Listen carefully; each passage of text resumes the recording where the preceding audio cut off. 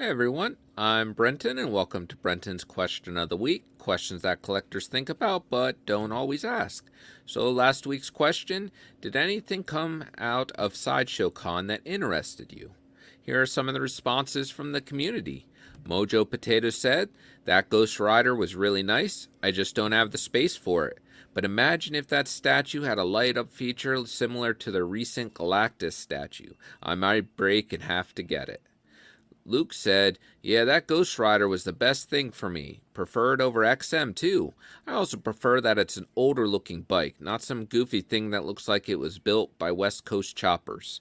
Pose looks very similar to Diamond Select Ghost Rider. Do you know if it's an image from a comic? So I did send Luke some comic inspired images that could have been inspiration for that statue, but I really can't say if Sideshow actually used those or not.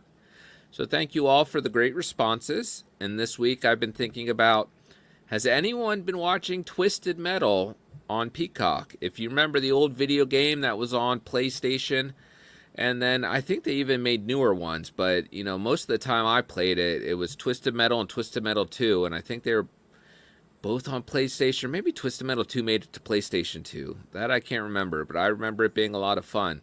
And this show has actually been quite interesting, and I've really been enjoying it. I vaguely remember some of the characters.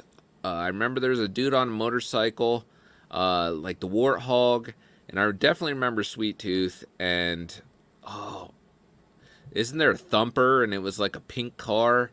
And I've been trying to find if these characters are actually in the show. The only one that really sticks out is Sweet Tooth.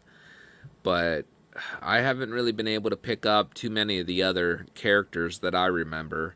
I would have to go up and look at the character list and their backstories. Oh, and I think Calypso, because I think that was the very end character that gave you like whatever the backstory was or who you met after you beat the game.